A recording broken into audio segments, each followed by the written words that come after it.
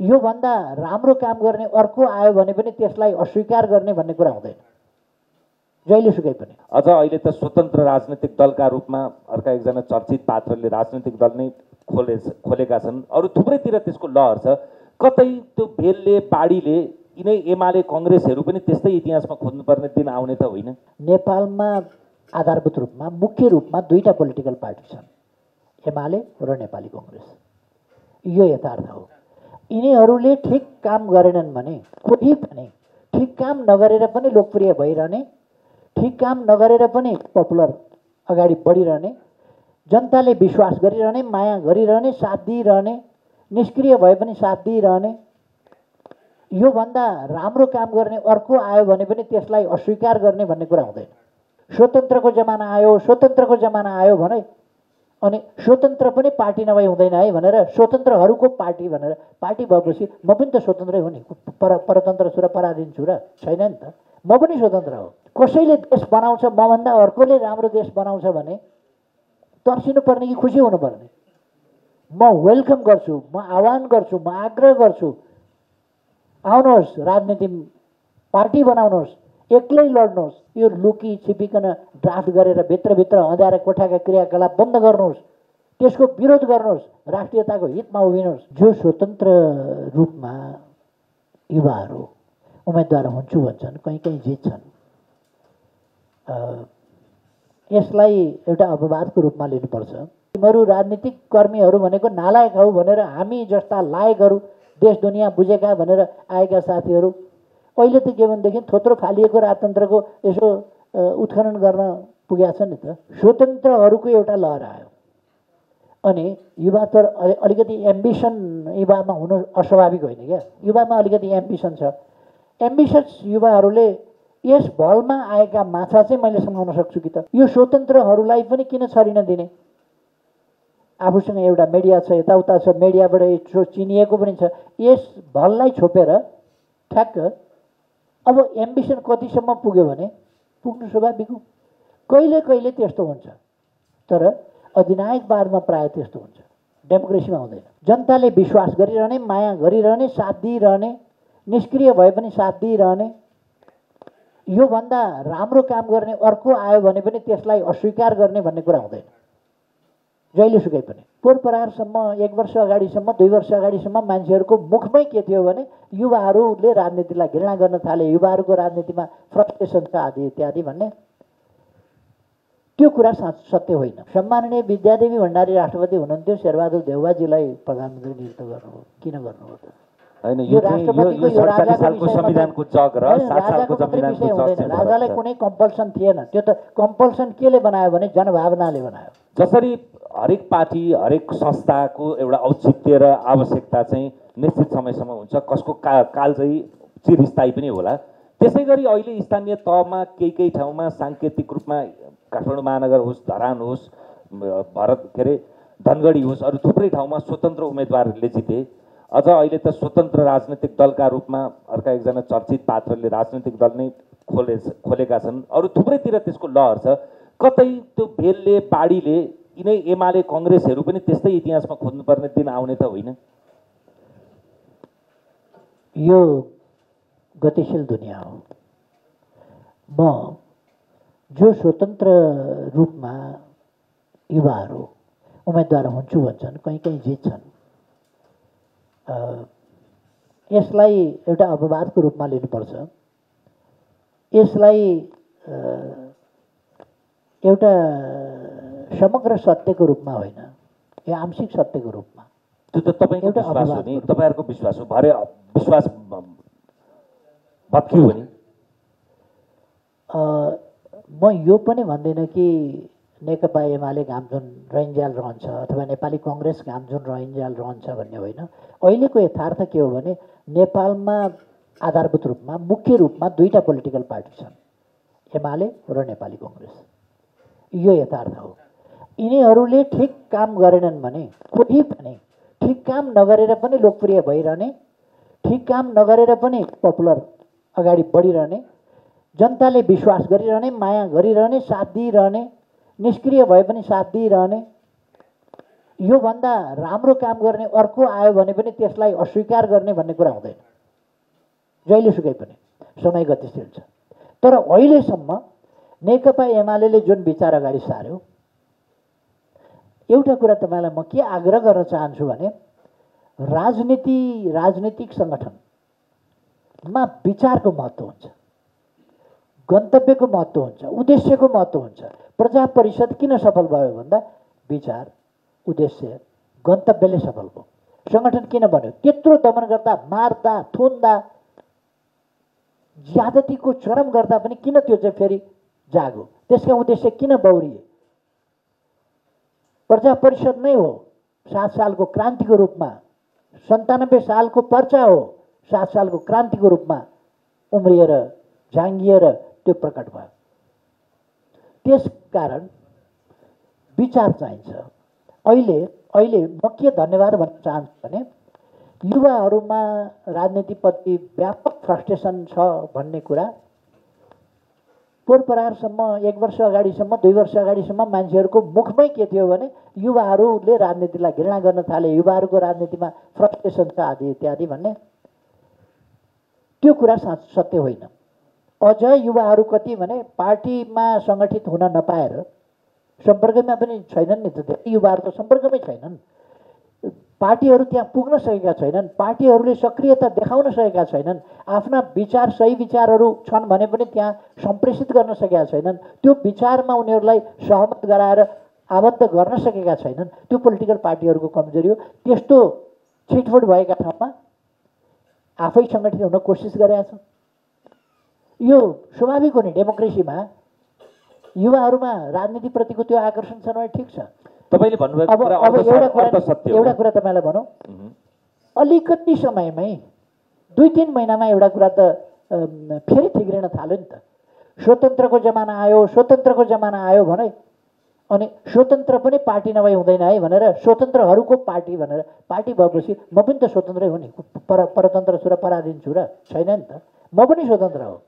अब स्वतन्त्र हो भन्नेहरू दुईटा कुरा हो। स्वतन्त्रहरूले आफै फेरि के अरे पुनरावेदन गरिसकेका छन् भनेपछि पार्टी भनिसकेका छन्, यो खारेज हुनुपर्छ भनेर निर्वाचन आयोगमा भनिसकेका छन्। स्वतन्त्र अर्कै आयाम हो, तपाईँले सङ्केत गर्नुभएको राजनैतिक दल अर्कै आयाम हो।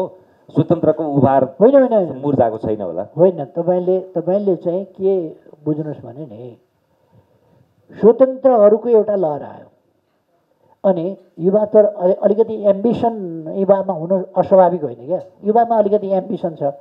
एम्बिसस युवाहरूले यस भलमा आएका माछा चाहिँ मैले समाउन सक्छु कि त हो, यो चाहिँ सही तर्क हो भन्ने हिसाबले चाहिँ अनि यो स्वतन्त्रहरूलाई पनि किन छरिन दिने? आफूसँग एउटा मिडिया छ, यताउता छ, मिडियाबाट यसो चिनिएको पनि छ, यस भललाई छोपेर ठ्याक्क अब एम्बिसन कतिसम्म पुग्यो भने पुग्नु स्वाभाविक हो।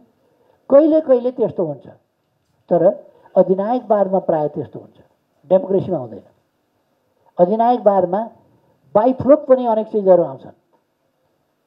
बाइफ्लोक, म कसैलाई अपमान गर्न चाहन्न, कहीँ खेलाडी आउँछ, कहीँ कलाकार आउँछ, कहीँ के आउँछ, एकछिनका लागि आउँछ, तर त्यसले देशलाई ड्राइभ गर्छ त? विचार हुन्छ उसँग व्यवस्थित विचार हुन्छ, त्यो विचार बोक्ने सङ्गठन हुन्छ, त्यस सङ्गठनलाई गतिशील बनाउने शैली हुन्छ त्योसँग। त्यसकारण हाम्रोमा पत्रकारिताको आकर्षकै जागिर होला छोडेर राजनीतिमा तिमीहरू राजनीतिक कर्मीहरू भनेको नालायक हौ भनेर हामी जस्ता लायकहरू देश दुनियाँ बुझेका भनेर आएका साथीहरू अहिले त के भनेदेखि थोत्रो फालिएको राजतन्त्रको यसो उत्खनन गर्न पुगेका छन् नि त वैचारिक हिसाबले। अथवा विचार बिनाको राजनीति के हुन्छ भने त्यस्तो हुन्छ क्या, त्यस्तो भइदिन्छ। अब कहिले कहिले यस्ता कुराहरू आउँछन् क्या, नयाँ शक्ति निस्किन्छ। तर्सिनु भएको छैन त्यसबाट?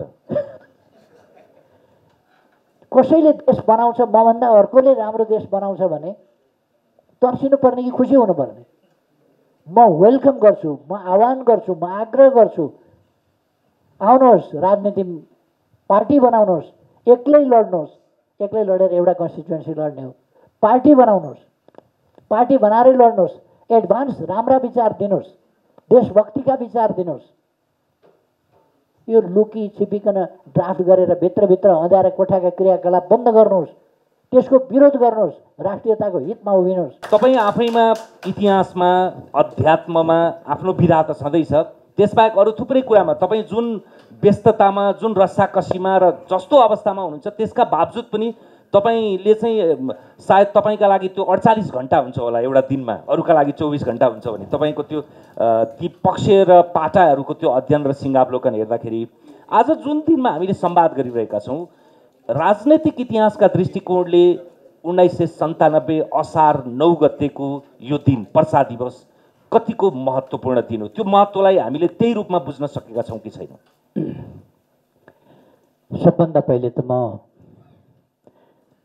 महेश्वर शर्माज्यू, अरविन्द रिमालज्यूलाई हामीले सम्मान गरेका छौँ। म फेरि एकपल्ट सम्मान व्यक्त गर्न चाहन्छु र उहाँहरूप्रति अत्यन्तै गहिरो र हार्दिक आभार व्यक्त गर्न चाहन्छु। उहाँहरूले हामीलाई नेपाली समाज अगाडि बढाउन मार्गदर्शन गर्नेहरू मध्येका व्यक्तिहरू उहाँहरू पनि हुनुहुन्छ र आज उहाँहरू हाम्रो सामु हुनुहुन्छ। यो हाम्रा निम्ति खुसीको कुरा हो र गर्वको कुरा हो। म उहाँहरूलाई नमन गर्न चाहन्छु।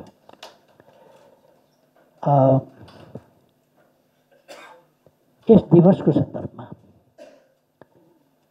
म टङ्कप्रसाद आचार्य, रामहरि शर्मा लगायतका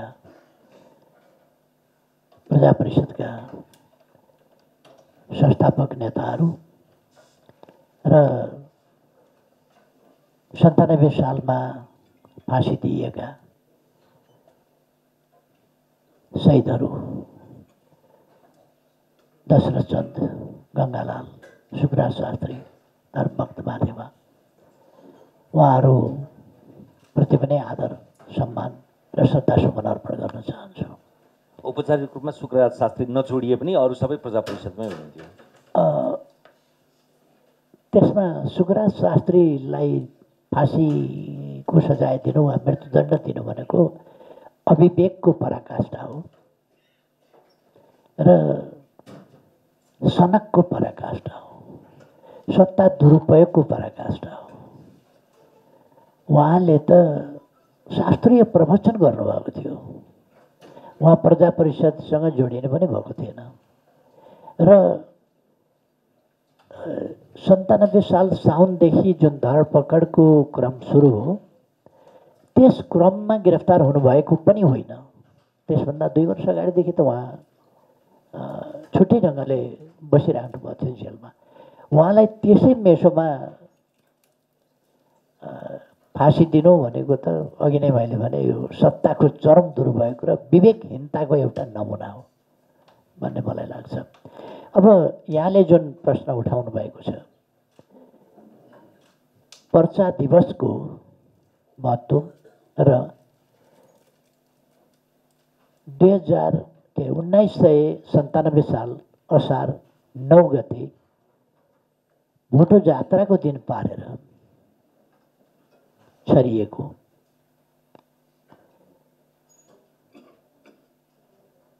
र टङ्कप्रसाद आचार्यद्वारा हस्तलिखित जुन पर्चा हो त्यो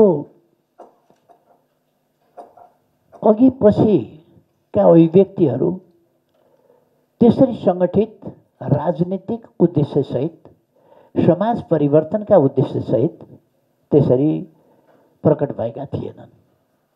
जुन कुरा पहिलो पर्चाको यदि हामीले पहिलो प्याराग्राफ मात्रै हेऱ्यौँ भने पनि पहिलो प्याराग्राफमा त्यसमा राणाहरूको क्रूर पन्जाबाट प्रजाहरूलाई मुक्त गर्ने कुरो पहिलो छ। दोस्रो, राम्रो शिक्षा दीक्षाद्वारा नागरिकहरूलाई सबल बनाउँदै आर्थिक उन्नति गर्ने कुरा छ र तेस्रो चाहिँ देशको स्वाभिमानलाई माथि उठाउने, युग युगान्तसम्म नेपालको गौरव विश्वमा फैलाउने र नेपाललाई एउटा सम्मानित राष्ट्र बनाउने, यी कुराहरू नै उल्लेख भएका छन् र मैले यद्यपि यो प्रसङ्ग जोडिरहनु त आवश्यक थिएन, तर पनि आज नेकपा एमाले समृद्ध नेपाल सुखी नेपाली भनेर जुन कुरा अगाडि सारेको छ, राष्ट्रियताको सवालमा, सुशासनको सवालमा, समृद्धिको सवालमा र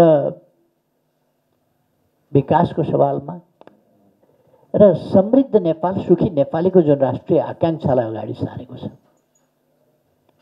यो कुराको बीजारोपण त्यतिबेरै भएको। त्यही पहिलो पर्चामा तपाईँले हेर्नुभयो भने यसको पहिलो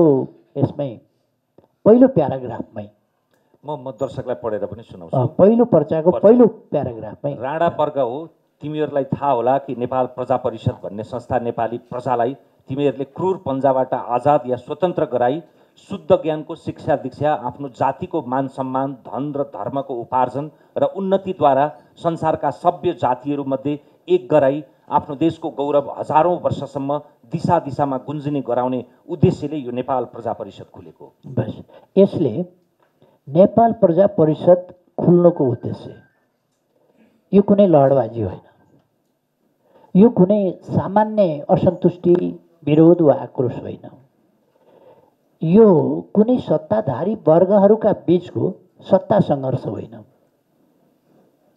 यो राष्ट्रका हितहरूलाई सर्वोपरि राखेर, राष्ट्रका हितहरूलाई सार्थक बनाइ छोड्ने, सफल बनाइ छोड्ने उद्देश्यका साथ मूल उद्देश्यहरू संक्षिप्तमा किटानी गरेर यति व्यवस्थित ढङ्गले म हाम्रा अग्रजहरूप्रति गर्व गर्न चाहन्छु कि यति व्यवस्थित ढङ्गले यति छोटोमा आफ्ना उद्देश्यहरू, त्यो पनि हस्तलिखित त्यस्तो समयमा, त्यो समयमा यसरी प्रकट गर्नुभएको छ, जसले गर्दा नेपाली समाजले गन्तव्य के हो भन्ने बुझ्ने मौका पायो। त्यही प्रश्न नि, जस्तो अब तपाईँ 2 पटकसम्म प्रधानमन्त्री भइसक्नुभयो, पार्टी अध्यक्ष हुनुहुन्छ, सरकारमा आज अर्कै पार्टी होला, तर यसलाई गहिरो गरी आत्मसात त तपाईँहरूले पहिलेदेखि गर्नुभएको छ नि। त्यसैले यो दिवसलाई अनुमोदन गर्न, त्यसो भए उहाँको काम जसले मान्छ भनिरहँदा यसलाई औपचारिक अनुमोदन गर्न त केहीले रोक्दैन त थियो होला। प्रश्न के हो भने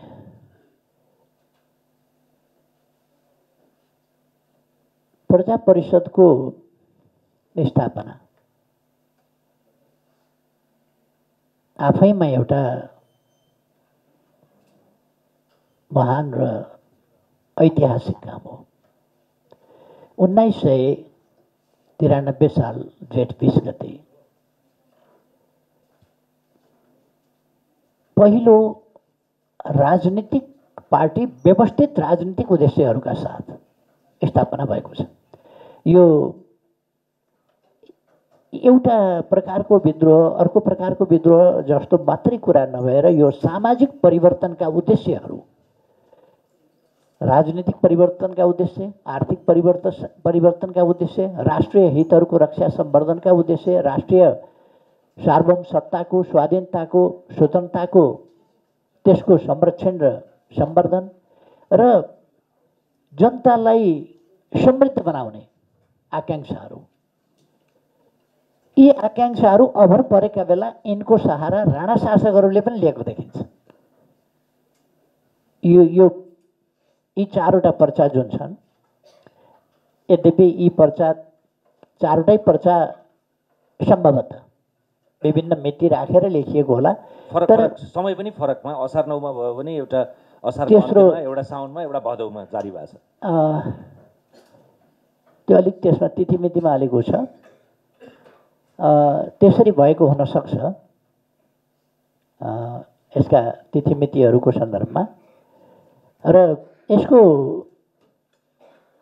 यसले सम्बोधन गराइ पनि फरक, पहिले आफ्नो गन्तव्य के हो भन्ने कुरा गरेको छ र गन्तव्यमाथि आफूले समाज अगाडि बढाउनका लागि मूल समस्या के हो र प्रहार हामीले कहाँ गर्नुपर्छ भन्ने कुरालाई ध्यानमा राखेर पहिलो पर्चाले ए राणा हो भनेर राणाहरूलाई सम्बोधन गर्दै तिमीहरूको अन्त्य गर्छौँ, किन भन्दा पहिलो प्याराग्राफमै भनिएको छ।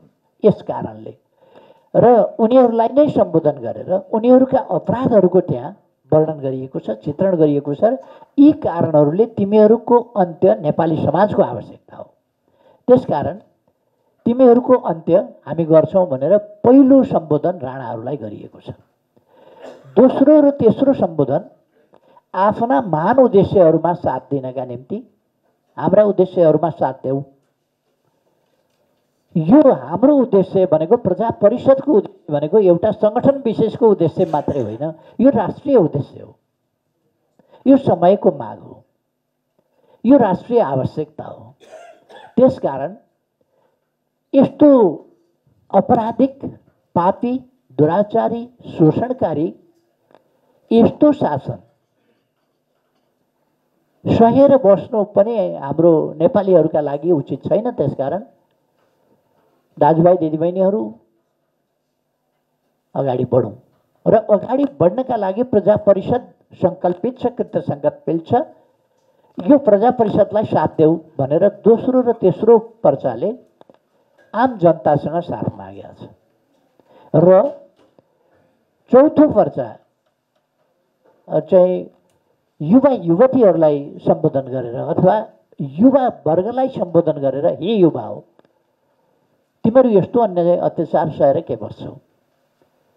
त्यसकारण तिमीहरू प्रजा परिषदले सुरु गरेको आन्दोलन साधारणतया भन्दाखेरि आन्दोलन गर्ने युवाहरूले हो, आन्दोलनकारी विचार ल्याउने पनि युवाहरूले हो, आन्दोलनकारी विचार बोक्ने सङ्गठन सुरु गर्ने पनि युवाहरूले हो, र त्यसलाई गतिशील ढङ्गले अगाडि बढाउने पनि युवाहरूले हो। एक प्रकारले टङ्कप्रसाद आचार्य पनि युवा थिए, सबै अवश्य जन्मिएको भनेपछि अवश्य सबै युवा हुनुहुन्थ्यो।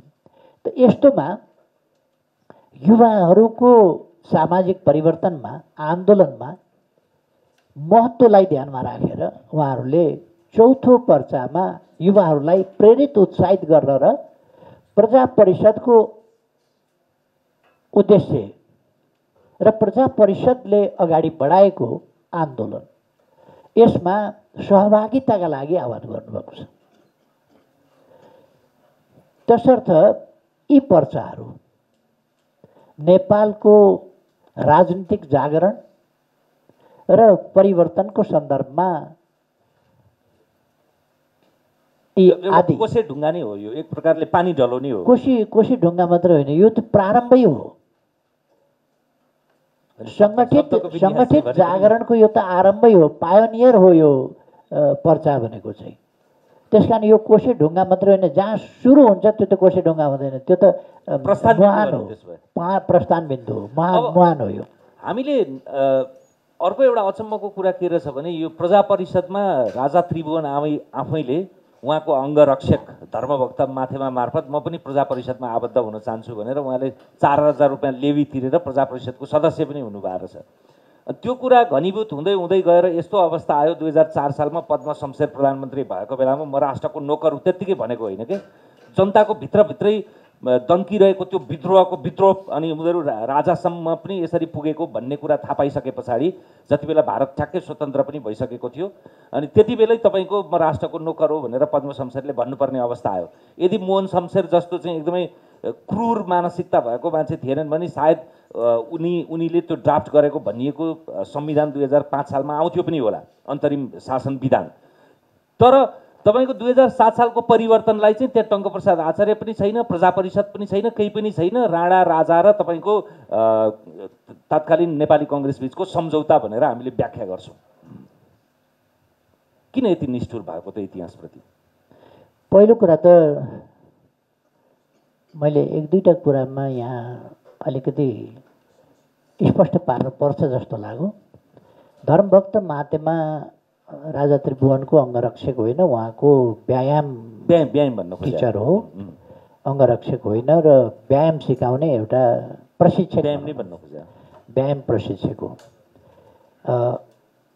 अर्को कुरा राणा र राजाहरूका बिचको द्वन्द्व, शक्ति सङ्घर्ष यो त्रिभुवनको समयमा आएर सुरु भएको होइन। यो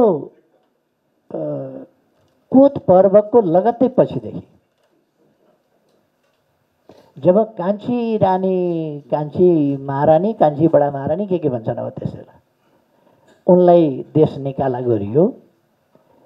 राजेन्द्र विक्रम पनि उनीसँगै देश बाहिर गए र आफ्नो उत्तराधिकारी गिरवाणकी केलाई चाहिँ बनाए।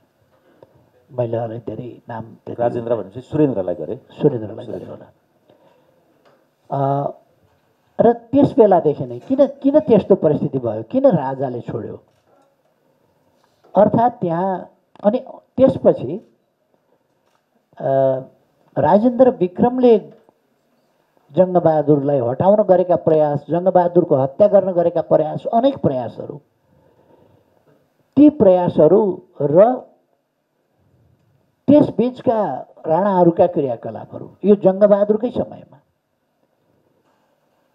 ती साधारण थिएन। जङ्गबहादुर हट्न, जङ्गबहादुरको शासनको अन्त्यको 1 वर्ष अगाडिका घटनाहरू हामीले हेऱ्यौँ भने पनि ती साधारण खालका थिएनन्। अथवा यो राणा र राजाहरूका बीचको सत्ता सङ्घर्ष पुरानो हो, यो जनताका हक अधिकारसँग जोडिएको होइन। राजेन्द्र विक्रमको चाहिँ जनतासँग जोडिएको, राजाको जनतासँग जोडिएको, राणाको जनतासँग नजोडिएको त्यस्तो होइन। यी आफ्ना आफ्ना राजाले अलिक उहिले नै अनधिकृत त सबै सामन्ती तन्त्रहरू अनधिकृत हुन्।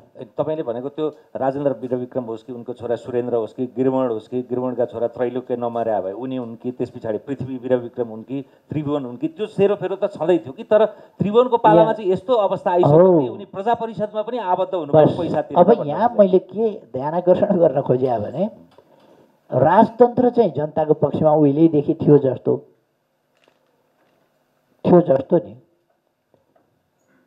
अनि कोत पर्व राणाको पक्षमा, भण्डारखाल पर्व त राजाकै पक्षमा गर्न खोजेको थियो होला नि। अझ रानीको डिजाइन थियो त्यो त थियो होला नि। यी जनताका पक्षमा भन्ने नै कुराहरू होइनन्। त्यति बेला जनताका पक्षका होइनन्, उनीहरूको सत्ता सङ्घर्षको कुरो थियो एउटा चाहिँ।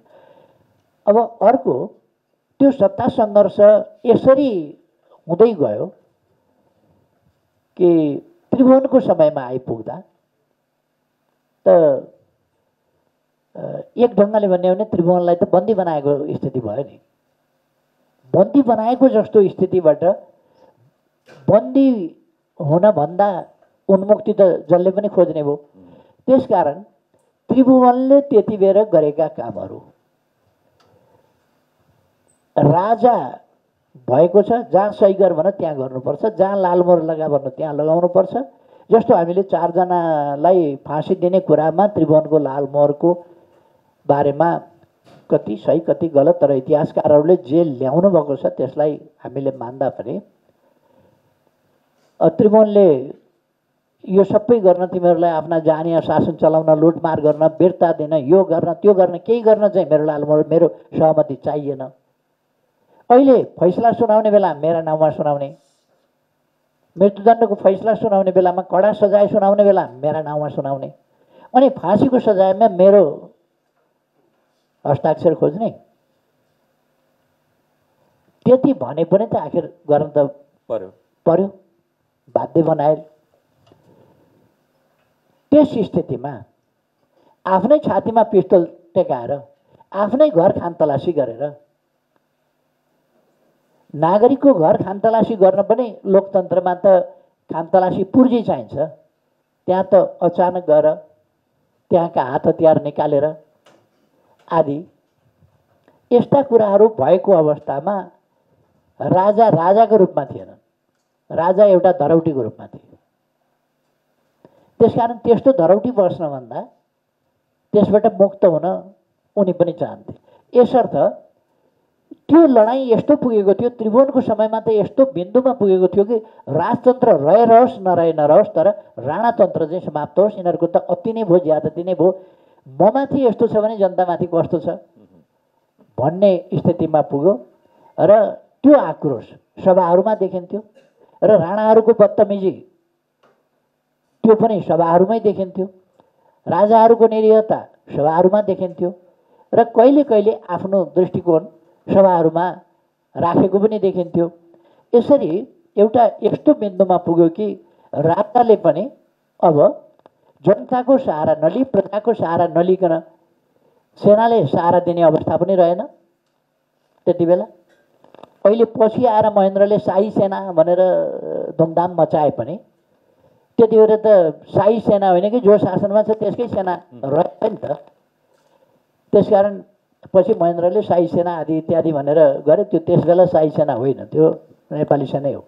तर सेनाले साथ त दिएन। यस्तो अवस्थामा जनताको साथ चाहियो र एउटा सम्भावित विद्रोह, दुनियाँमा आइरहेको परिवर्तन, त्यो परिवर्तनले झट्याएको पनि समाप्त भएको थियो। बेलायतको उपनिवेश पनि पतनमुख थियो। भारतमा पनि ठ्याक्कै त्यो मैले भनेको 2004 सालमा त के अरे स्वतन्त्र भइसकेको थियो, त्यो कालखण्ड थियो। तर त्यसको श्रेय चाहिँ काहीँ न काहीँ टङ्कप्रसाद अथवा प्रजा परिषदले पाउनु पर्थ्यो। त्यसको नाम किन नभएको भन्ने हो। तपाईँले एकदम राम्रो कुरा उठाउनु भयो। यसलाई अलिकति अगाडिदेखि हेर्नुपर्छ जस्तो लाग्छ मलाई। टङ्कप्रसाद आचार्यलाई 3 साल अन्तिममा जुन नेपाली राष्ट्रिय काङ्ग्रेस गठन गरियो, गणेशमान सिंहको आग्रहमा। गणेशमानजीको आग्रह त प्रजा परिषदै नाम राख्नुपर्छ भन्ने थियो। तर त्यसमा बिपी कोइराला सहमत हुने सम्भावना थिएन र त्यसमा सहमत हुँदा बिपी कोइरालाले टङ्कप्रसादलाई नेता स्वीकार्नु पर्थ्यो। त्यसको क्रक्स त्यहाँनिर थियो। अथवा भू राजनीतिको क्रक्स पनि केही थियो होला, हुँदो हो। तर त्यहाँसम्म पुग्नै पर्दैन, त्यति गहन विश्लेषणै गर्नु पर्दैन कि प्रजा परिषद नै छँदै थियो, त्यसलाई पुनर्गठन गरेर वा त्यसलाई सबलीकरण गरेर जाँदाखेरि हुन्थ्यो नि त। प्रजा परिषद गठन भयो, त्यसले पर्चा छर्यो, त्यसले काम गर्यो, त्यसले त्यस्तो सयौँ मान्छेहरू जेलमा बसे, कालकोठरीमा बसे, गोलघरमा बसे, मृत्युदण्ड पाए, अनेक मान्छे जेलमा मरे। पिट्दै त्यो जेल तोडेर भाग्न खोज्ने बन्दीहरूको नाम बताउँदाखेरि एकजना के पहिले ब्राह्मण पछि जात च्युत गरेर पोडे बनाइएका टङ्कप्रसाद आफ्नै पनि त टङ्कप्रसादलाई मोहन शमशेरले त यसलाई घटुवा गरेर यसलाई फाँसी दिनुपर्छ भन्ने थियो नि। त्यो त चन्द्र शमशेरका सन्तानहरूको त त्यो जोडै थियो कि किन मिल्दैन भन्ने, र राजगुरुहरूको पनि त्यसमा जोड थियो। शास्त्रका कुरा उनीहरू के गर्थे भने ब्राह्मणलाई पो फाँसी दिन नहुने त, ब्राह्मणबाट यसलाई अछुत बनाइदेऊ न, अनि त फाँसी त मजाले दिए भइगयो, झुन्ड्याए भयो। किन अछुत भइसकेपछि त सिद्धियो नि। राजाका हातमा जात छ, जात दिने नदिने कायम राख्ने वा जात सिद्ध्याइदिने राजाका हातमा छ भने टङ्कप्रसाद रामहरिहरूको पहिले जात खतम गरिदेऊ, ब्राह्मणबाट उनीहरूलाई हटाइदेऊ। ब्राह्मणबाट हटाइदिइसकेपछि त फाँसी दिए हुन्छ भन्ने उनीहरूको थियो। र त्यो सजायको सन्दर्भमा पनि मतभेद त हामी देख्छौँ नै, अनेक मतभेद देख्छौँ। यहाँ म के भन्नु खोज्दै थिएँ भने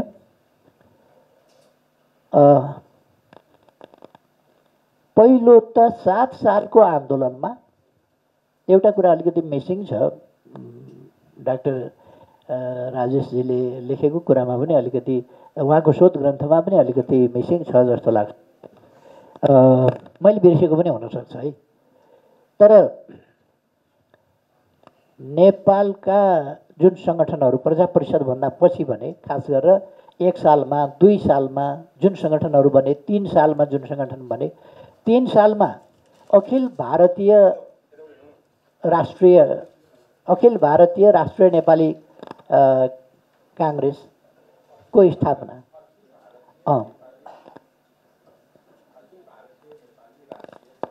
काङ्ग्रेस अखिल भारतीय नेपाली राष्ट्रिय काङ्ग्रेस यो गठनको समय होस्।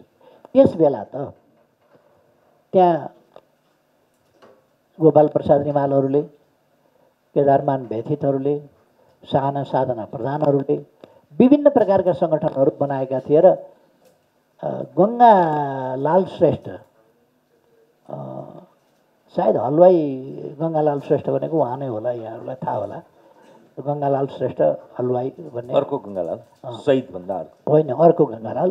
उहाँले लाल कम्युनिस्ट पार्टी स्थापना गर्नुभएको थियो र यहाँको पुस्तकमा काफी चर्चा छ जस्तो लाग्छ मलाई। उनीहरूको आन्दोलनमा लाल कम्युनिस्टहरू र गङ्गालाल श्रेष्ठ नेतृत्वको कम्युनिस्ट पार्टीका लाल कम्युनिस्टहरू र पुष्पलाल नेतृत्वको कम्युनिस्ट पार्टीका सदस्यहरू, यिनीहरूको कम्युनिस्टहरूको आन्दोलनमा सहभागिता सायद उहाँको पुस्तकमा अलिक चर्चा छ जस्तो लाग्छ मलाई। यी कुराहरूको पनि पछि अलिकति मिसिङ छ। अर्को, प्रजा परिषदको तर्फबाट गणेशमानजी किन त्यहाँ हुनुभयो भने उहाँ जेल फोडेर भागेर त्यहाँ पुग्नुभएको हुनाले, कलकत्ता पुग्नुभएको हुनाले उहाँको संलग्नता भयो। र त्यो संलग्नता चाहिँ एउटा राजनीतिक पार्टी, प्रजा परिषद कति फराकिलो छ भने नि, एउटा राजनीतिक पार्टी खुल्दैछ भने त्यहाँ आफ्नो प्रतिनिधि पनि जाओस् न त भनेर गणेशमानजीलाई तपाईँ सहभागी हुनुहोस् भनेको छ। तर इतिहासमा मूल्याङ्कन गर्दा त गणेशमानको संलग्नता पनि कङ्ग्रेसको हैसियतमा भन्ने मात्रै गरेका छौँ हामीले। त्यो त अन्यायपूर्ण छ, टेढोमेढो छ। काङ्ग्रेसी इतिहासलाई काङ्ग्रेसीकरण गरिहाल्छ। इतिहास चाहिँ तथ्यमा आधारित हुनुपर्ने, अलिकति फरक खालको छ त्यो।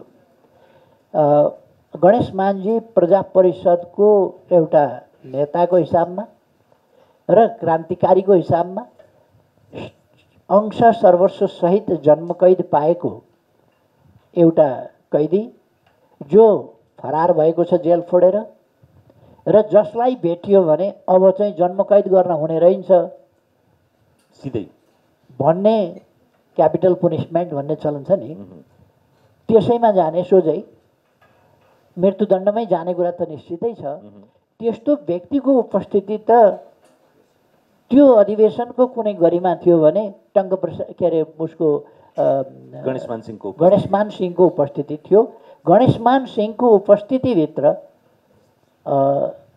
संस्थापक नेता टङ्कप्रसाद आचार्य, रामहरि शर्माहरू लगायतको त्यहाँ पावर चार्ज भएको थियो टङ्कप्रसादमाथि, टङ्कप्रसाद मार्फत। त्यसकारण गणेशमानजीको 3 सालमा पहिली अखिल भारतीय नेपाली राष्ट्रिय काङ्ग्रेस, अखिल भारतीय नेपाली राष्ट्रिय काङ्ग्रेसको स्थापना हुँदा, होइन त्यसमा जानु भएन उहाँ, त्यसमा अर्कै सभापति बनाइएको थियो। पछि गणेशमानजी पुग्दाखेरि त यो कलकत्तामा जुन सम्मेलन भयो त्यस सम्मेलनले टङ्कप्रसादजीलाई नै बनायो गणेशमानजीकै आग्रहमा। नेपाली राष्ट्रिय कङ्ग्रेस बनाएपछि यो अखिल भारतीय राख्न हुँदैन भन्ने विरोध आएपछि त्यसलाई थाम्न नसकेपछि र नेपाली राष्ट्रिय काङ्ग्रेस नाम राखेपछि त्यसपछि गणेशमानजी किन त्यो राख्न सम्भव हो भने गणेशमानजीकै त्यो प्रजा परिषदको चेतना त त्यहाँ रहेछ नि, त्यो प्रजा परिषदको चेतना हो जसले अखिल भारत नेपाली राष्ट्रिय काङ्ग्रेसलाई अखिल भारत होइन नेपाली राष्ट्रिय काङ्ग्रेस पो बनाउनुपर्छ त, कहाँ अखिल भारत भनेर ल्याउने त प्रजा परिषद हो, प्रजा परिषदको नेता हो। प्रजा परिषदको नेताले प्रस्ताव राखेर तर्क गरेर त्योसँग सबै सहमत भएर न त्यो नाम आयो। त्यसकारण प्रजा परिषद त्यहाँ उपस्थितहरूमध्ये अलिकति एडभान्स चेतनामा, पोलिटिकल चेतनामा, राष्ट्रिय चेतनामा, राष्ट्रिय स्वाभिमानको चेतनामा अगाडि थियो भन्ने कुरा त त्यहाँ स्पष्ट देखिन्छ।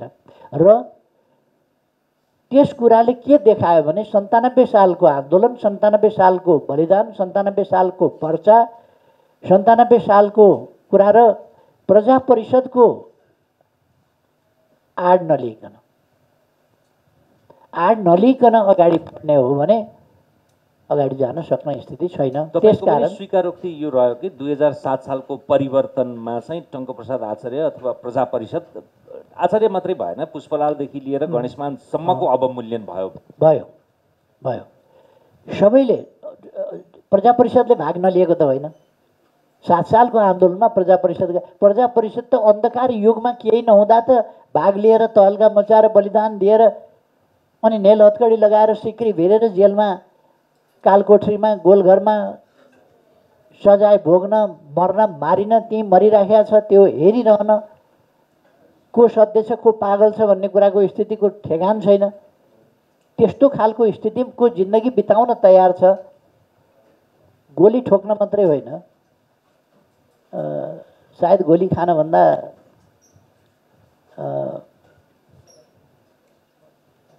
बाँचेर त हेर बाँच्न कति कठिन छ भनेको सायद त्यस्तै होला। जेलको जिन्दगीलाई हेरेर भनेको होला, कालकोठीको जिन्दगीलाई हेरेर भनेको होला, सायद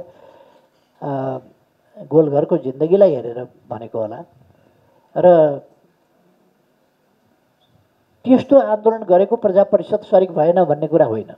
त्यसै आन्दोलनसँग सम्बन्धित गङ्गालाल संस्थापक मध्येकै हुँ, उहाँको भाइ पुष्पलाल त्यो सबै आन्दोलनसँग कलिलै उमेरदेखि 15 वर्षकै उमेरदेखि पनि उहाँ त ती सबै आन्दोलनसँग सरिक हुनुहुन्छ, प्रत्यक्षदर्शी हुनुहुन्छ, सहभागिता छ, पीडा छ, भोगाइ छ।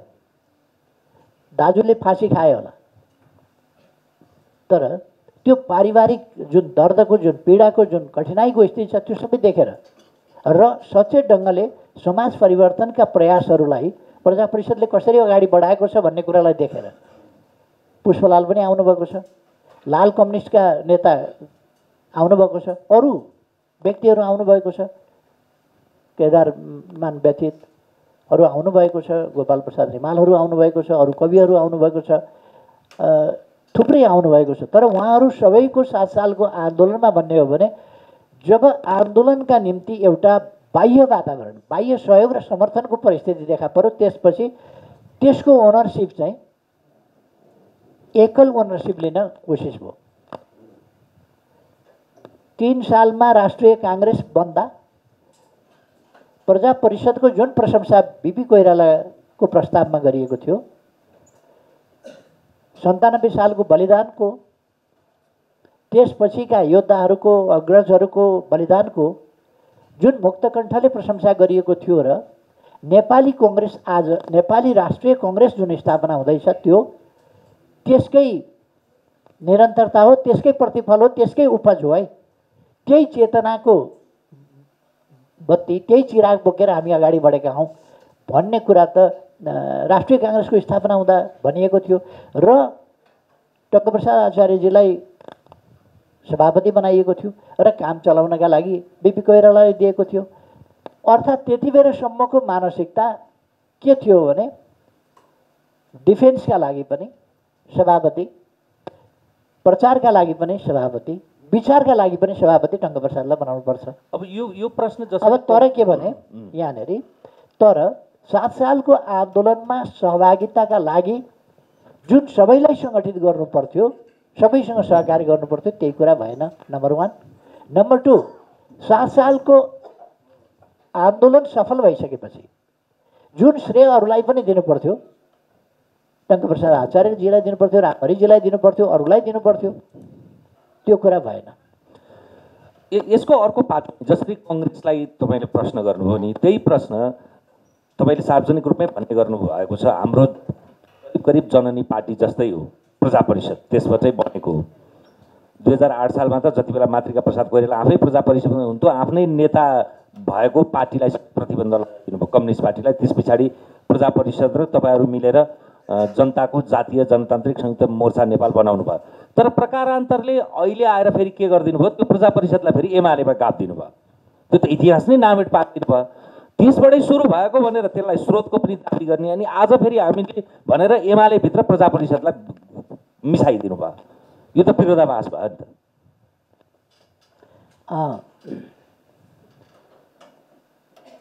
कुरा के हो भने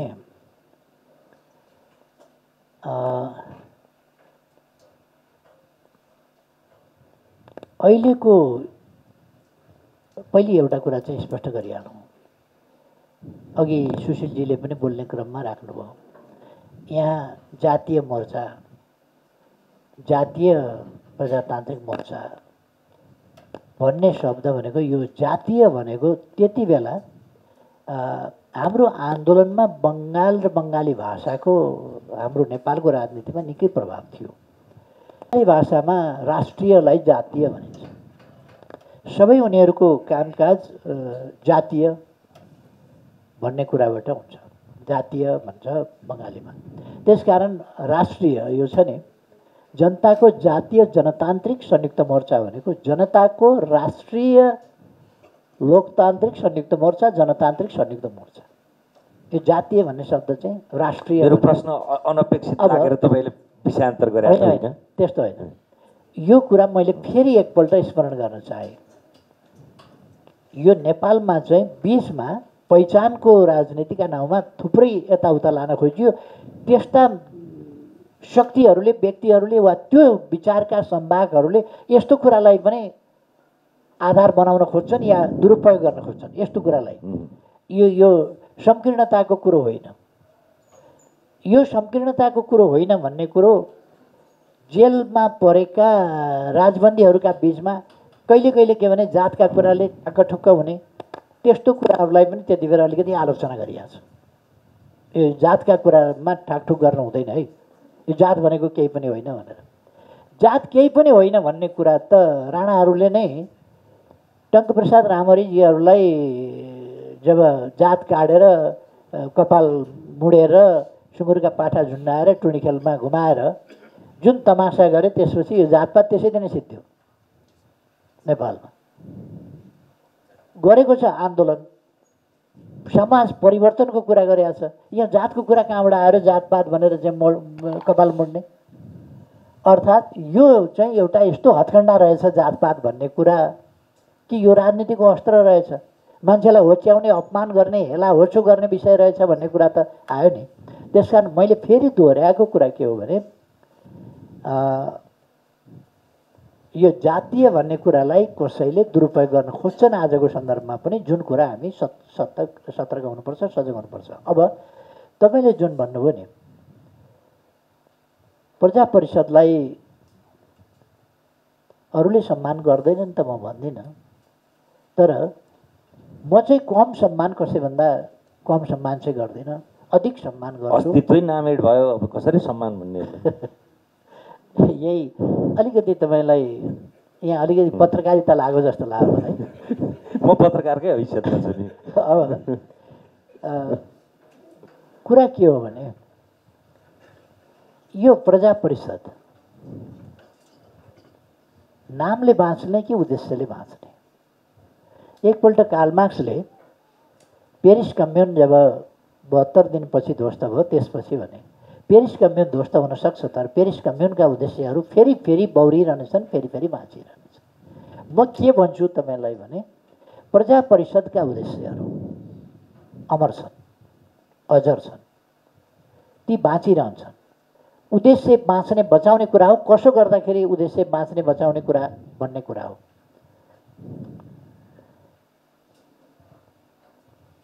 यदि देशलाई आवश्यक पर्यो भने म कम्युनिस्ट पार्टीको अध्यक्ष हुँ। देशलाई आवश्यक पर्छ भने उद्देश्यहरू जीवित राखेर, उद्देश्यहरूलाई सफल बनाएर, उद्देश्यहरूलाई सफल बनाउनका लागि कम्युनिस्ट पार्टीको पनि नाम परिवर्तन गर्न सकिन्छ, छोड्न सकिन्छ। देश ठुलो, देशका लागि हामीले काम गर्ने हो र हाम्रा उद्देश्यहरू महान हुन्।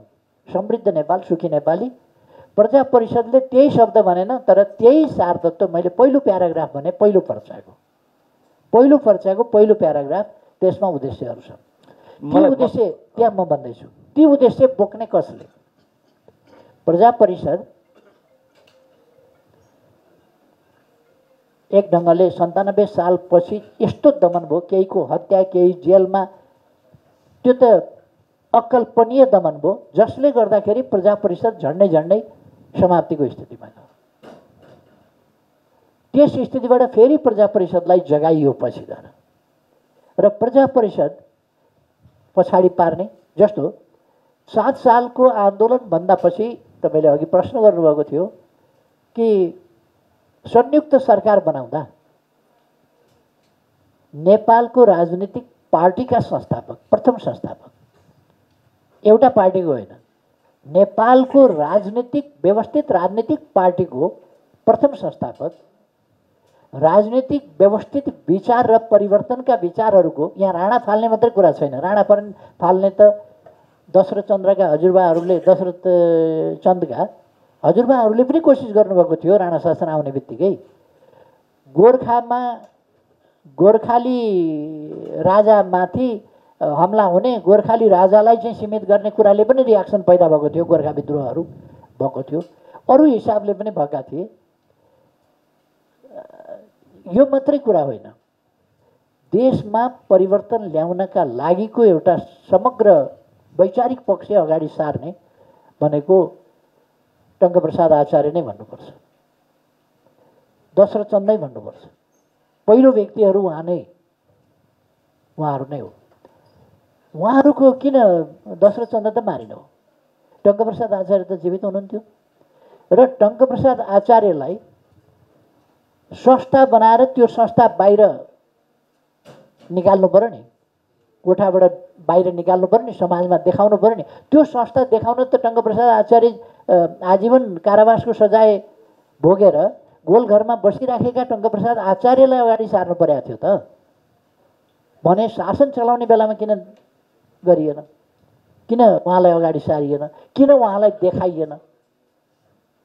वास्तवमा टङ्कप्रसाद आचार्यलाई 7 सालको आन्दोलनको सफलतापछि प्रधानमन्त्री बनाइएको भए देश बेग्लै हुन्थ्यो। त्यो किन भन्न सकिन्छ भने देश यस्तो रणमुल्लमा पर्दैन थियो। त्यसपछि देश कता गयो? अन्डरमाइन गर्ने, अपहेलना गर्ने मात्रै होइन नि, सहयात्री कम्युनिस्ट पार्टीमाथि प्रतिबन्ध लाग्यो। कति बेर भन्दा नेपाली कङ्ग्रेसका सभापति मातृका प्रसाद कोइराला प्रधानमन्त्री हुने बित्तिकै कम्युनिस्ट पार्टीमाथि प्रतिबन्ध लाग्यो र कङ्ग्रेसको शासन ढलेपछि बीचको अन्यल समाप्त भएर टङ्कप्रसाद आचार्य प्रधानमन्त्री भएपछि टङ्कप्रसाद आचार्यको त 2013 सालमा 13 महिना प्रधानमन्त्री हुँदाखेरि उहाँले तपाईँको राष्ट्र ब्याङ्कको स्थापनादेखि लिएर निजामती ऐनको निर्माणदेखि लिएर कयौँ ऐतिहासिक काम भएर छन्। यस कुराले मैले के भनेको भने टङ्कप्रसाद आचार्यलाई लिडरसिप दिइन्थ्यो भने पहिलो परिकल्पना, पहिलो प्रचारले, पहिलो संस्थापकले के परिकल्पना गरेको थियो त भन्ने कुरा यदि राजनीतिक कर्मीहरूको अलिकति फराकिलो मन र वस्तुवादी मन हुन्थ्यो भने, आफ्ना स्वार्थ, आफ्नो अहङ्कार, आफ्नो पद, आफ्नो महत्त्वकांक्षा भन्दा बढी देशप्रतिको जिम्मेवारी हुन्थ्यो भने टङ्कप्रसादलाई सोध्नु पर्थ्यो, तपाईँ सरकारको नेतृत्व गरिदिनुहुन्छ? त्यो पनि कुरा भएछ, बनाइयो, त्रिभुवनलाई फिर्काइयो। त्रिभुवनले अन्तिम कालमा जस्तो खालको आफ्नै गतिको हितको लागि होला, तर त्रिभुवनले जुन प्रजा परिषदसँग मिलेर, जनतासँग मिलेर जान्छु भन्ने खालको जुन कबुल गरेर त्रिभुवनको 2007 साल फागुन 7 गतेको घोषणासम्म जुन सकारात्मक, अब त्यसभन्दा पछि त म खासै सकारात्मक देख्दिनँ त्रिभुवनको, 2007 साल फागुन 7 गतेको घोषणासम्म चाहिँ त्रिभुवनको सकारात्मकता रह्यो। मोहन शमशेरलाई उनले कम्प्रोमाइज गरे, बाँकी रक्तपातको स्थिति भिडन्तलाई छोडेर कम्प्रोमाइज गरे र उनलाई केही अवधिको लागि आवधिक प्रधानमन्त्रीको रूपमा राखियो। त्यसबेला त्यस्तै हो भने जब लोकतान्त्रिक शक्तिहरूको हातमा शासन आउँछ भने त्यति बेला टङ्कप्रसादजीलाई सोध्नु पर्थ्यो। तर एउटा यथार्थ के हो भने त्रिभुवनका हातमा पनि मोहन शमशेर पछि प्रधानमन्त्री कसलाई बनाउने भन्ने कुरा त्रिभुवनकै हातमा पनि थिएन। फेरि पनि यथार्थ त्यो त्रिभुवनको हातमै पनि थिएन। त्रिभुवनको हातमा थियो भन्नु होला कि भनेर त्रिभुवन मार्फत भन्न आँटेको थिएँ मैले, तपाईँले आफै स्वीकार। त्रिभुवनको आफ्नै हातमा थिएन र नेपालका राजनीतिक शक्तिहरूले स्पष्टताका साथ अडान लिएको भए राजनीतिक शक्तिहरूको सिफारिसमा प्रधानमन्त्री नियुक्त हुन्थ्यो, राजाद्वारा होइन। अरूको सिफारिसमा राजाले नियुक्त गर्ने होइन, बाह्य सिफारिसमा राजाले नियुक्त गर्ने होइन। आन्दोलनकारी जनताको शक्ति, जनताका पार्टीहरूको सिफारिसमा 7 सालको आन्दोलनपछि कमसेकम मोहन शमशेर हट्दाखेरि त त्यस बिन्दुमा पुगेपछि त एउटा गोलमेज सम्मेलन जस्तो केही गरेर गर्नुपर्थ्यो र टङ्कप्रसादजीलाई अफर गर्नुपर्थ्यो र त्यो गर्दाखेरि राम्रो हुन्थ्यो भन्ने कुरा एउटा। मातृका प्रसाद प्रधानमन्त्री हुने बित्तिकै सहयात्रीहरूमाथि कठोर प्रतिबन्ध। त्यो मात्रै होइन नि, 7 साल पछिका गतिविधि हेर्नुहोस् न, केआई सिंह काण्ड किन हुनु पर्यो? रामप्रसाद राईहरू किन लापत्ता हुनु पर्यो, भीमदत्त पन्तलाई किन उहाँको हत्या गरिनु पर्यो, पटक पटक बाह्य सेनाभित्र किन बोलाइनु पर्यो, अनि विदेशी सेना ल्याएर अर्को देशको अर्कापट्टिको सिमानामा ल्याएर किन मिलिट्री पोस्टहरू राख्नु पर्यो। सहयात्री कम्युनिस्ट पार्टीमाथिको प्रतिबन्धदेखि लिएर त्यहाँ अनि राणासँग मिलेर काम गर्न तयार, राजासँग मिलेर काम गर्न तयार, सहयात्रीहरूसँग मिल्न नतयार। टङ्कप्रसादजी माथि धन्न प्रतिबन्ध लागेन, प्रजा परिषदमाथि धन्न प्रतिबन्ध लागेन। फेरि टङ्कप्रसादलाई तर त्योभन्दा प्रतिबन्धभन्दा खासै फरक त व्यवहार त गरिएको थिएन। त्यसै कारण टङ्कप्रसादजीको अगुवाईमा किन यो राष्ट्रिय जनतान्त्रिक मोर्चा बनाउनु पर्यो, संयुक्त मोर्चा भन्दा राणा प्रधानमन्त्री, यो संयुक्त मोर्चा केका लागि हुन्छ? कुनै बेठिकका विरुद्ध कुनै ठिक शक्तिलाई अगाडि बढाउनका लागि, बेठिक परिस्थितिलाई परिवर्तन गरेर ठिक परिस्थिति रचना गर्नका लागि त राष्ट्रिय जनतान्त्रिक संयुक्त मोर्चा बनाइन्छ नि, होइन र? अनि यो कुरा त टङ्कप्रसाद आचार्यले त्यति बेलै रियलाइजेसन गर्नुभयो नि, त्यति बेलै महसुस गर्नुभयो नि 8 सालमा। अनि टङ्कप्रसादलाई फेरि एकैपटक कहिले सम्झिएछ भने नेपाली राजनीतिमा उहाँको 75 वर्षको उमेर पुगेपछि 2043 साल सम्भवतः मङ्सिर 30 गते हुनुपर्छ, उहाँको जन्म मङ्सिर 9 गते, 2043 साल मङ्सिर 9 गते 75 सालको दिन पुगेर त्यति बेला करिब करिब पञ्चायती व्यवस्थामा दलहरूको गतिविधि त लगभग 42 साल पछाडि लगभग तपाईँको ठप्प जस्तो भइसकेको थियो। त्यति बेला उहाँकै घरमा उहाँको पटाङ्गिनी उपलब्ध भइसके पछाडि तत्कालीन तपाईँको कङ्ग्रेसीहरू पनि वाम मोर्चाका सदस्यहरू पनि आएर फेरि अर्को बिगुल फुकिएको रहेछ। त्यो पनि अर्को फेरि 46 सालको आन्दोलनको एउटा जग। अनि यसमा एउटा चाहिँ के भने जनताको दबाब, जनभावना, जनमनोभावना आदि कुराहरूलाई हेरेर 2013 साल माघमा टङ्कप्रसाद आचार्यज्यूलाई प्रधानमन्त्री बनाइयो र उहाँले 18 महिना प्रधानमन्त्रीत्व चलाउनु भयो। एउटा के देखिन्छ भने टङ्कप्रसाद आचार्यजीको विचार, उहाँको विचारअनुसार बनेको सङ्गठन बाह्य प्रभाव बिना आफ्नै मूलको पानी, त्यो नेपाली आवश्यकतामा नेपाली धरतीबाट जन्मिएको विचार हो र नेपाली धरतीमा गठन भएको संस्था हो, बाह्य प्रभाव बिना। साथ सहयोग प्रोत्साहन कसैको पनि छैन। यदि हामीले सङ्गठनहरू त्यसरी निर्माण भएको हेऱ्यौँ भने र आन्दोलनको सिर्जना भएको हेऱ्यौँ भने दुईटा आन्दोलन त्यस्ता खालका अत्यन्तै यो अर्ग्यानिक नेपाली देख्छौँ। एउटा 97 सालको प्रजा परिषद, 93 सालको प्रजा परिषद, अर्को 2027 सालको झापा। त्योभन्दा बिचमा अरू आन्दोलन पनि छ, जयतु संस्कृत पनि, जयतु संस्कृतम छ, त्यस्ता छन्। तर जयतु संस्कृतम खुदै के भने प्रजा परिषदकै प्रतिफल हो र जयतु संस्कृतम चाहिँ पछि त्यसले अलिकति सङ्गठित रूप लियो, तर त्यो खासै सङ्गठनभन्दा पनि एउटा मुभमेन्ट हो जयतु संस्कृतम। अब राजनीतिक उद्देश्यका साथ गन्तव्य तोकेर बनेका सङ्गठनहरूमा चाहिँ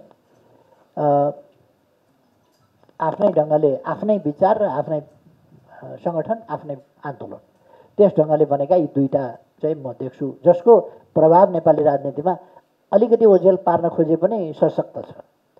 अब मैले यहाँनिर तपाईँलाई 43 सालमा मात्रै टङ्कप्रसादजीलाई सम्झियो भन्ने भन्दा एकपल्ट चाहिँ के विचार गर्नुपर्छ भने यो 13 सालमा फेरि टङ्कप्रसादजीलाई सम्झियो। त्यो त तपाईँहरूले भन्दा पनि राजा महेन्द्रले सम्झ्या भन्ने।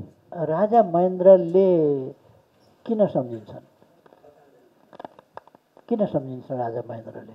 राजा थिए, प्रधानमन्त्री। एउटा कुरा तपाईँलाई भनौँ, नेपाली कङ्ग्रेसको राष्ट्रपति रामवरण यादवजी हुनुहुन्थ्यो, उहाँले मलाई प्रधानमन्त्री नियुक्त गर्नुभयो। त्यो फरक सन्दर्भ भयो। रामवरण यादवले मलाई प्रधानमन्त्री कम्युनिस्ट पार्टीको नेतालाई किन गर्नुभयो त? सम्माननीय विद्यादेवी भण्डारी राष्ट्रपति हुनुहुन्थ्यो, शेरबहादुर देउवाजीलाई प्रधानमन्त्री नियुक्त गर्नुभयो, किन गर्नुभयो त?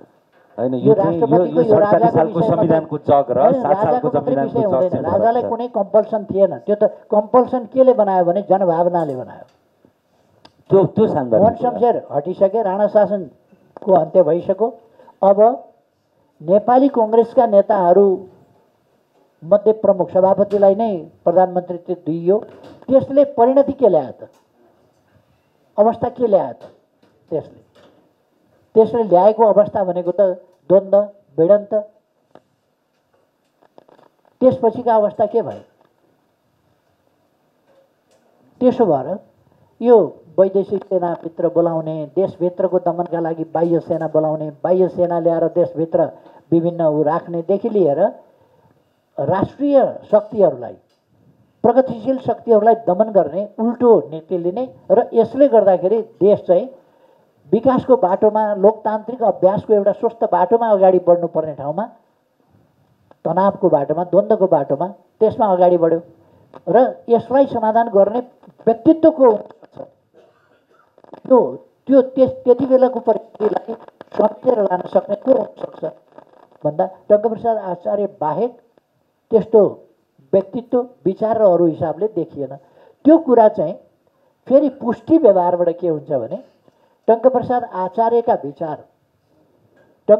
आचार्यका विचारमा खुलेको प्रजा परिषदले छरेको पर्चा, प्रजा परिषदले फुकेको बिगुल, प्रजा परिषदको आन्दोलन, त्यसले पारेको प्रभावस्वरूप भएको पछिका सङ्गठन र आन्दोलनहरू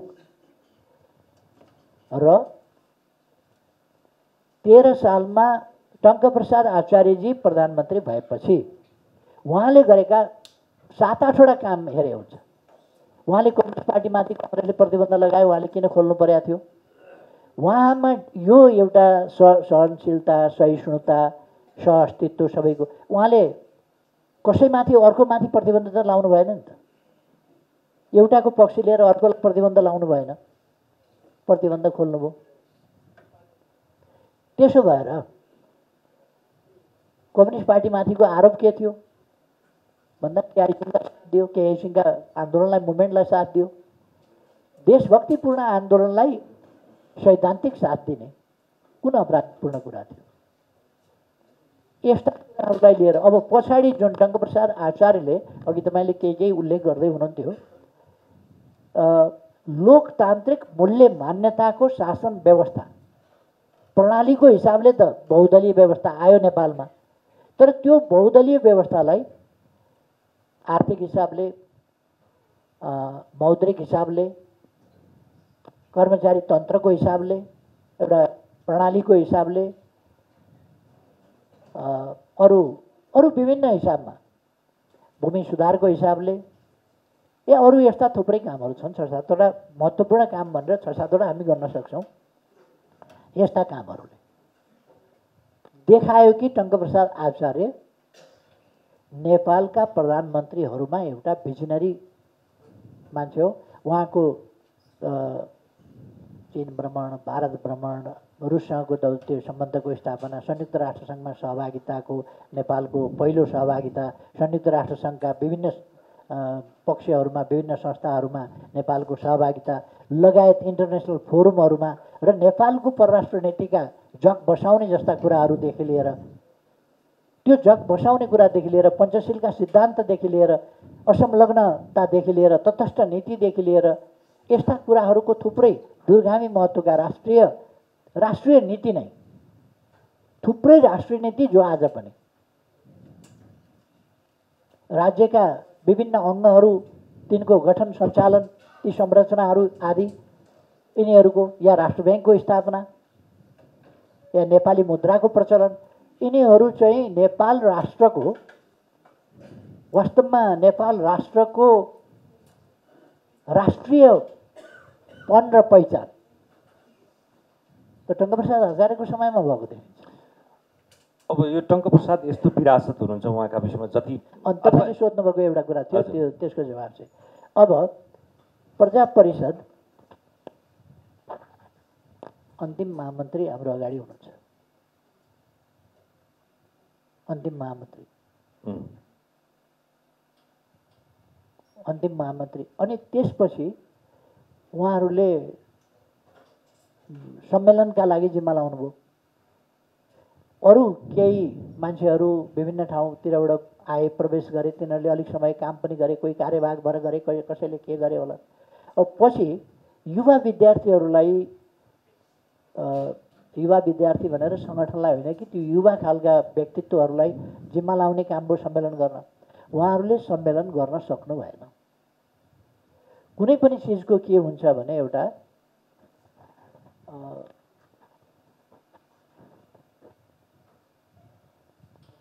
महाभारतमा एउटा प्रसङ्ग आउँछ। त्यस चिजले प्रत्यक्ष रूपमा गर्ने कामको त्यसको प्रभावको आफ्नो ठाउँमा छ, तर प्रत्यक्ष रूपमा गर्ने कामको चाहिँ समय हुन्छ, अभिभारा हुन्छ कुनै पनि चिजको। त्यो अभिभाराको एउटा प्रसङ्ग महाभारतमा आउँछ। महाभारतको युद्ध सिद्धियो, यदुवंश मुसल हानाहान गरेर पुरुषहरू सिद्धिए। अनि त्यो महिलाहरूलाई अब जोगाउनु पर्यो, कहाँ लगेर राख्ने भन्दा हस्तिनापुरमा कमसेकम आफन्त छन्, त्यहाँ लगेर बुझाइदिउँ। बलराम हलो बोकेर निराश भएर हिँडे। त्यस्तो अवस्थामा कृष्ण र अर्जुनले द्वारकाका महिलाहरूलाई हस्तिनापुर पुर्याइदिने भनेर लिएर हिँडे। जङ्गलमा जाँदै गर्दाखेरि केही भिल्लहरूले अर्जुन कृष्णहरूमाथि हमला गरे महिलाहरू खोसेर लानका लागि।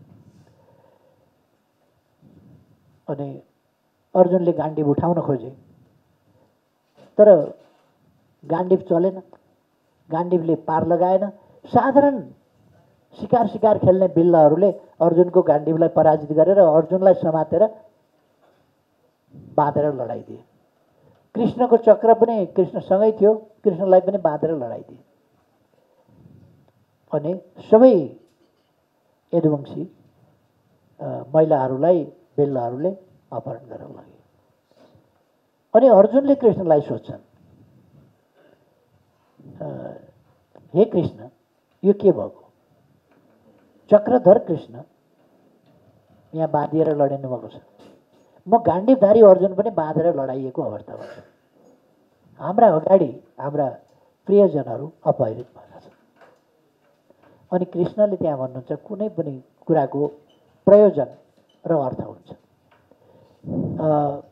प्रजा परिषदले यहाँनिर अझै त्यसलाई टुङ्ग्याइदिउँ, प्रयोजन र अर्थ हुन्छ। तिम्रो गाण्डीव महाभारत युद्धका लागि थियो, यहाँ तिम्रा केही महिलाहरू जोगाउनका लागि थिएन। मेरो चक्र बेग्लै प्रयोजनका लागि थियो, यसका लागि थिएन। यो प्रयोजन सिद्धियो, कृष्णको प्रयोजन सिद्धियो, अर्जुनको प्रयोजन सिद्धियो। त्यसकारण अब ती प्रभाव रहलान्, तर त्यो प्रयोजन जस्ता तस्तै रहँदैन। कुरा कस्तो हुन्छ भने प्रजा परिषदले अनन्तकालसम्म यो देशमा चेतनाको नयाँ ज्योति ल्यायो, नयाँ ज्योति छर्यो, त्यसलाई सङ्गठित रूप दियो, त्यसलाई आन्दोलनको रूप दियो, त्यसलाई अगाडि बढायो, परिवर्तन गर्ने कुरामा अहम भूमिका खेल्यो। यसको अर्थ घाम जुन रहन्जेल यस देशमा प्रजा परिषद नामकै संस्थाले नेतृत्व गर्छ भन्ने होइन।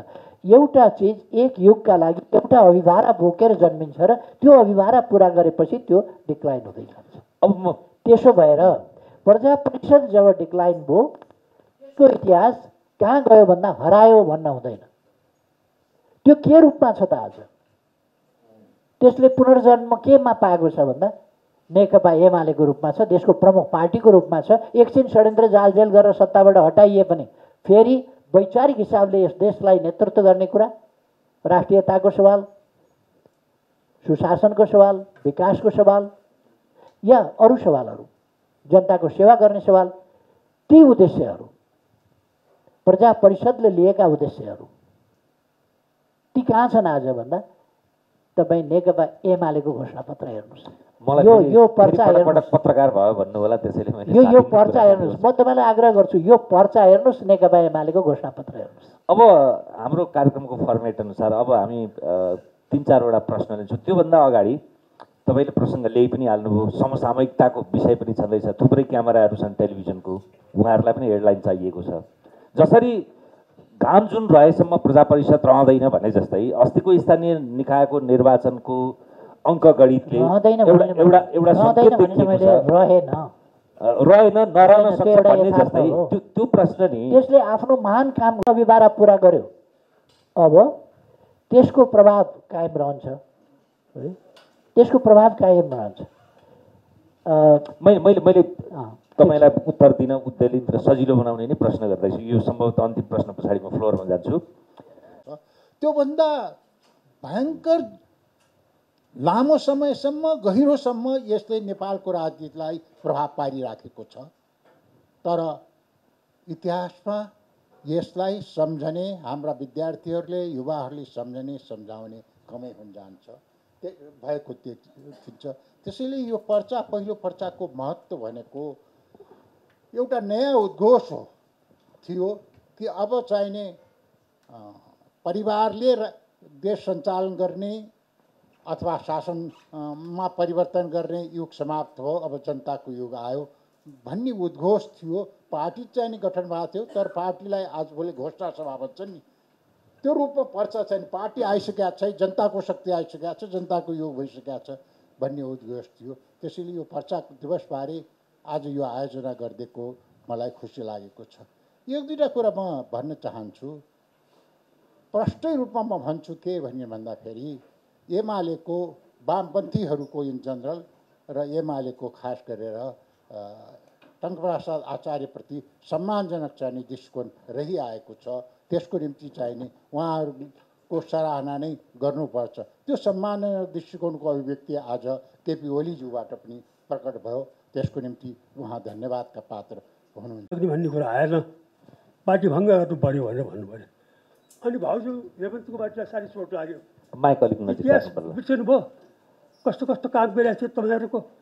भाउजू अब यो इतिहासको कुरा नगरौँ। टङ्कप्रसादजीको ओजन अब पार्टीको अध्यक्ष होइन कि राष्ट्रको संरक्षक हुनेछ। राजाको डिक्टेटरसिप गयो, पार्टीको डिक्टेटरसिप आउँदैछ। आजको अवस्थामा अहिले भनिरहेछन्। त्यस कारणले त्यो डिक्टेटरसिप आउनु नदिनुको निम्ति जसरी 47 भने तपाईँले काम गर्नुभयो त्यो काम संरक्षक भएर गर्नुपर्छ भन्नु हो। न बिजी बाँट्नुभयो न टङ्कप्रसादजीलाई त्यो मौका पऱ्यो। के अरे मण्डिराज्यले भन्नुभयो, मैले आफ्नो किताबहरूमा लेखेँ। यसले इतिहासमा कुनै पनि तपाईँको मान्यता पाउनु सकेन। किन इतिहास भन्ने कुरा चाहिँ इतिहासकार मात्र लेख्ने भन्ने कुरा हुँदो रहन्छ। अब हामी त अवलोकन पनि हौँ, अवलोकनकर्ताले गरेको कुरालाई इतिहासमा तर मैले देखाएको कुरा भनिरहेको छु। यो कुरा भन्नुभएको छु। त्यस कारण इतिहासमा हामीले फेरि मौका पायौँ नेपाली जनताहरूले। त्यसलाई गुमायौँ पनि, तर त्यो गुमाएको अनुसार पनि हामीले आफ्नो वर्चस्व आफ्नो अस्मितालाई हामीले चाहिँ गुमाउनु हुनु हेर्नुहोस् है। साह्रै ठुलो कष्टको रूपमा आज देशको अवस्था छ। बचाउने तपाईँहरू हामीहरूले हो, न चाहेदेखि बाहिरहरूले बचाउनु भन्ने कुरा भएन। आज यत्रो ऐतिहासिक दिनमा यत्रो बुद्ध समाजको बिचमा यत्रो क्रान्तिकारी साथीहरूको बिचमा केही बोल्ने मलाई मौका हस् धन्यवाद। त्यसै गरी डाक्टर महेश्वर शर्माज्यूलाई पनि संक्षेप